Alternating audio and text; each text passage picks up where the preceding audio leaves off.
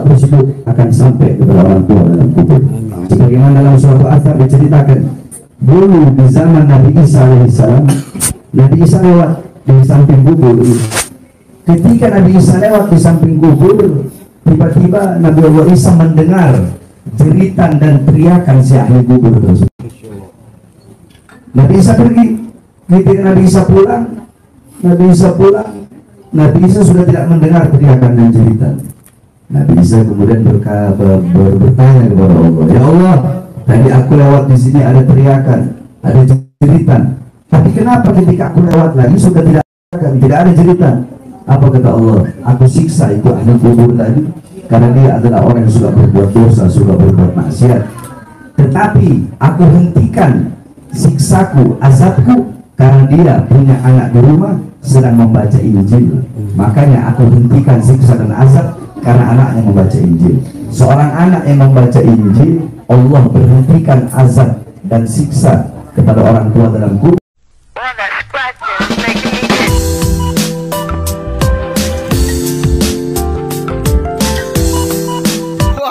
Wow, berbahaya ini sobat waras.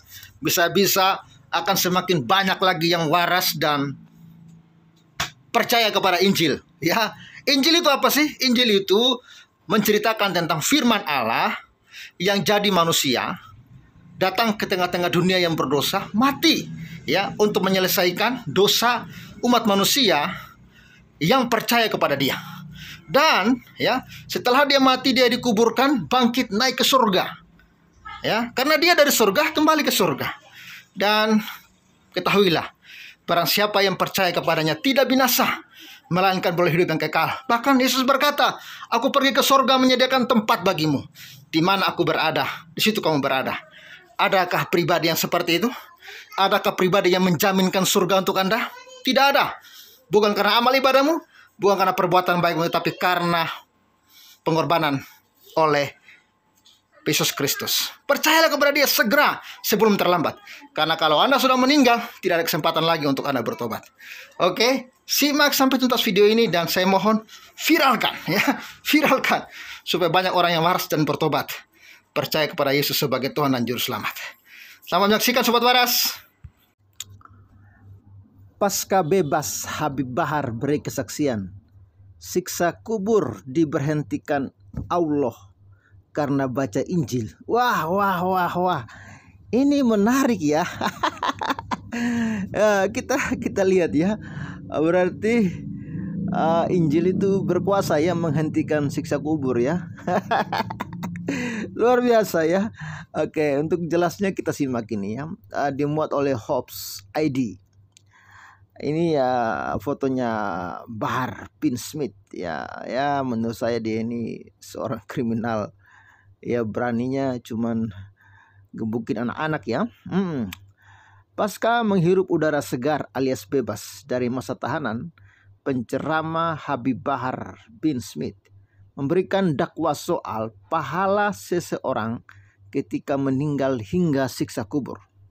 Dengan penuh kesejukan Habib Bahar menjelaskan perlunya seseorang anak berbakti terhadap orang tuanya meskipun sudah meninggal dunia. Berbakti terhadap orang tua bukan hanya semasa hidup, tapi bisa juga berbakti kepada kedua orang tua walaupun telah meninggal. Kita masih bisa berbakti.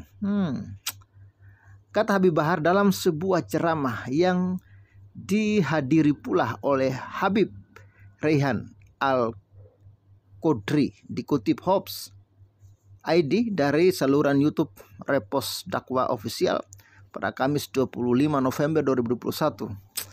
Ini menarik ya. Kalau dalam kekristenan ya kita wajib menghargai, menghormati orang tua kita. Itu akan sangat bermanfaat selama mereka hidup. Kalau sudah mati, ya udah nggak ada arti lagi, nggak ada guna lagi gitu. Jadi selama hidup hargai orang tuamu, sayangi mereka, cintai mereka ya, berbakti kepada mereka ya. Oke, jangan jadi anak durhaka. Karena kalau mereka udah mati ya, lu udah nggak bisa lagi membuktikan apa-apa kepada mereka. Mereka tidak akan bisa lihat lagi bukti ya bahwa Anda berbakti kepada mereka ya. Oke, Habib Bahar menjelaskan salah satu caranya ialah mengirimkan doa. Di dalam kekristenan bahwa mendoakan orang yang sudah mati itu ya tidak ada artinya. Ya, justru selama masih hiduplah kita mendoakan mereka supaya bertobat. Ya, karena kalau udah mati itu sudah tidak bisa berbuat apa-apa lagi. Karena keyakinan kekristenan ya setelah orang mati ya kembali kepada Tuhan. Yang percaya Yesus ya ke surga, yang tidak percaya ke neraka, selesai urusan. Anda mau doakan juga berkali-kali, Anda tidak bisa pindah dari neraka ke surga. Udah kekal selama-lamanya di neraka. Tapi kalau Anda sudah di surga ya puji Tuhanlah, dan untuk memperoleh surga ya Yesus berkata, percayalah kepadaku. Ya, hanya percaya kepada Yesus, jalan keselamatan dan hidup. Ya, tidak ada seorang pun datang kepada Bapa di surga kalau tidak melalui aku. Oke, kita lanjut. Hal itu lantaran ketika seseorang meninggal maka amal ibadahnya bakal terputus. Kecuali semasa hidupnya yang bersangkutan yang menebar benih kebaikan berupa ilmu yang bermanfaat bagi banyak orang. Ya, di dalam kekristenan itu kita diselamatkan tidak karena amal ibadah kita ya. Tapi kita diselamatkan hanya karena kasih karunia di dalam Yesus Kristus. Sehingga yang percaya kepada Kristus Yesus, jaminan firman Tuhan akan diselamatkan. Ya, jadi begitu ya Sobat Waras ya. Jadi jangan terlambat. Kalau Anda sudah mati, Anda sudah tidak bisa lagi didoakan untuk selamat. Ya, selama hiduplah Anda bertobat, percaya Yesus. Jangan terlambat. Namun ada pula cara lain. Berarti berbagai macam cara di dalam Islam ini untuk memperoleh surga ya, gitu ya. Namun ada pula cara lain. Ya, tadi selain dari amal ibadah, cara kedua ini ya, yakni dengan mengirimkan doa agar orang yang sudah meninggal terus mendapat pahala. Jadi makanya jangan heran ya, kenapa mereka terus mendoakan nabi dan keluarga nabi ya. Ya, jadi doakan terus orang yang mati supaya mereka terus mendapat pahala.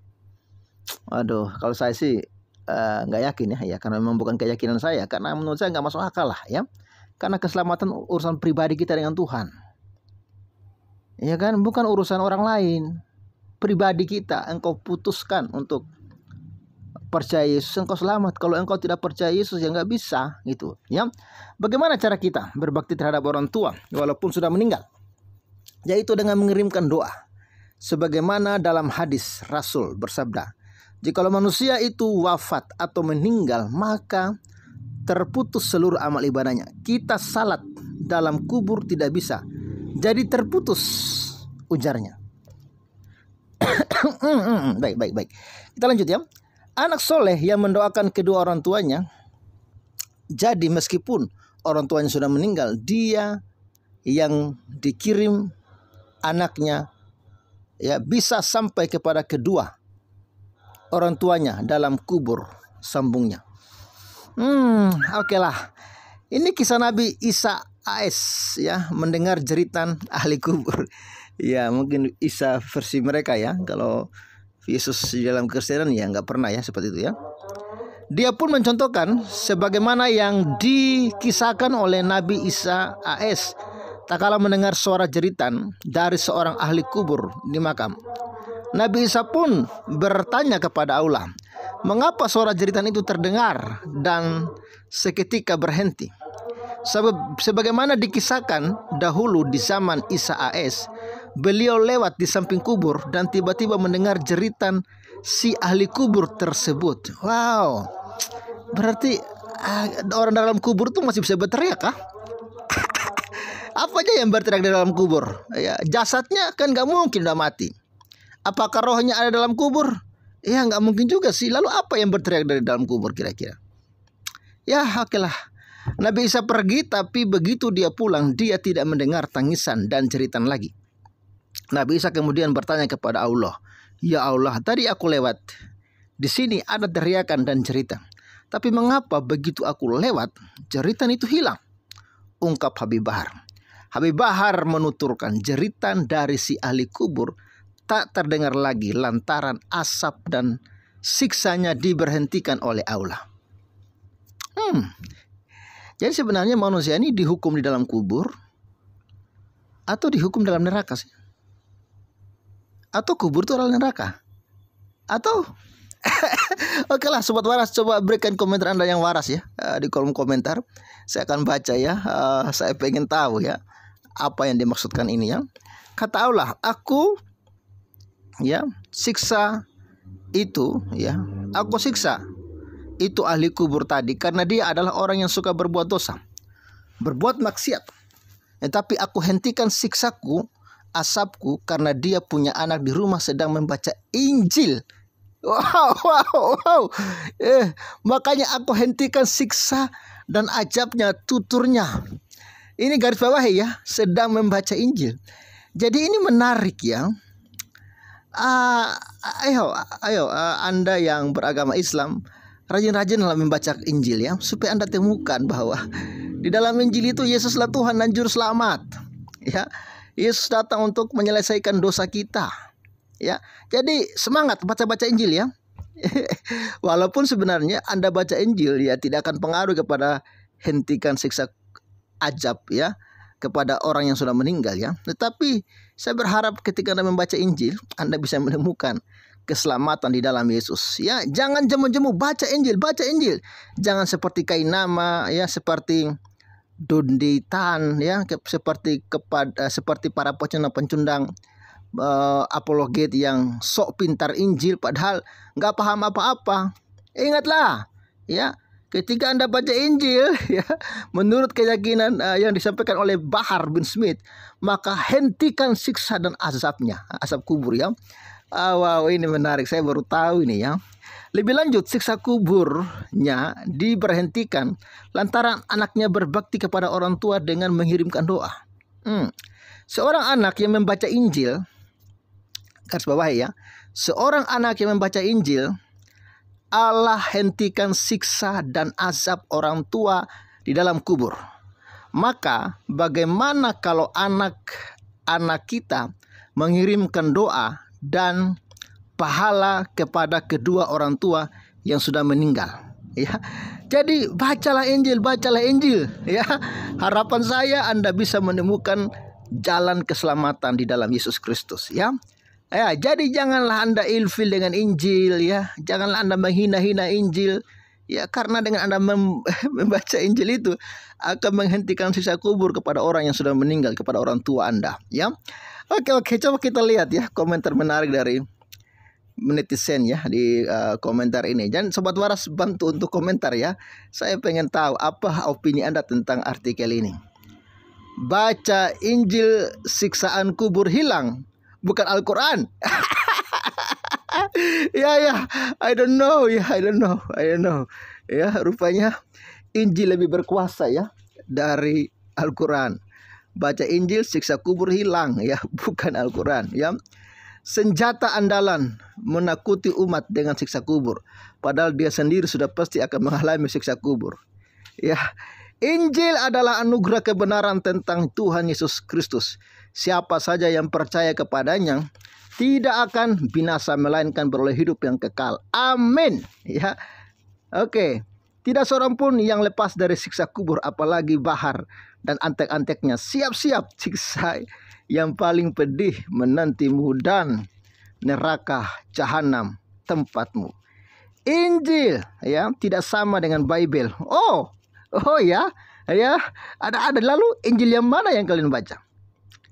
Buka otak kau ya. Kayak hebat sekali udah tahu soal siksa kubur segala. Lah dia sendiri apa nggak nyadar kenapa dia masuk penjara? Ya, nampak sekali orang yang anti-Islam yang suka membalikan fakta. Tak mungkinlah Habib Bahar mengeluarkan narasi seperti itu. Itulah kadrunnya, tidak bisa menerima kenyataannya. Cuman kaum kadrun yang percaya omongan yang satu ini. Habib residivis, layaknya cuman sampah comber ya. Ya, perbaharui aplikasi Anda untuk melihat komentar dan gambar ini. Ya, karena kitab suci umat muslim juga mengakui kitab Injil, Taurat, Zabur, dan Al-Quran. Bani kolor nggak bisa membedakan Injil Isa dengan Bible. Jadi halu. Injil Isa firman Allah, juga seperti Taurat, Zabur. Ya, terserah kalian lah ya. Jadi buktikan mana Injil punya kalian. Ya, mana Injil punya kalian. Aduh, nggak jelas ya. Kalau memang Injilnya Islam berbeda, yang mana? Tunjukkan, ya kan? Oke. Yang ini baru hoax. Aduh, susah ya. Tidak cukup dengan doa, perilaku baik, sikap toleransi dan bermanfaat bagi masyarakat dan keluarga. Hati-hati penggiringan opini oleh admin yang diceritakan ketika para jamin Nabi Isa.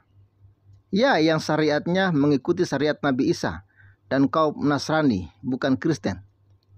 Ya, karena nama Kristen muncul pada abad ke-1 Masehi ketika Herodes menyindir Paulus dengan sebutan Kristianos. Dan yang jelas pengikut Nabi Isa ketika itu menyembah Allah bukan Yesus. Ya, ini ngarang ya. Sejak kapan Yesus menyembah Allahmu, ya? Isa dan kitab Injil masih yang asli. Belum ada perubahan, terutama tentang bla bla, pusing gue. Intinya gini, tunjukkan Injilmu yang asli yang mana. Ya, jangan koplak dan goblok ya. Oke. Ya, saya rasa demikian aja ya Sobat Waras. Jadi tolong berikan komentar Anda yang waras ya. Oke ya.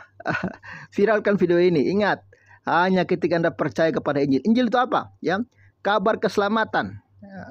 Bukan hanya sekedar kabar keselamatan. Ya, Injil itu berbicara tentang Yesus Kristus, firman Allah yang datang ke dunia, jadi manusia, yang sering dirayakan dengan hari Natal, hari kelahiran Yesus Kristus, Juru Selamat. Bahkan Dia yang telah lahir tanpa dosa, telah mati untuk menyelesaikan dosa di atas kayu salib. Tetapi Dia telah dikuburkan dan bangkit dari kematian dan telah naik ke surga. Dia berkata, barang siapa yang percaya kepadaku tidak binasa, melainkan boleh hidup yang kekal. Bahkan ya, Yesus ya mengatakan, aku pergi ke surga menyediakan tempat bagimu. Di mana aku berada, di situ pun kamu berada. Di luar aku, kamu tidak bisa berbuat apa-apa.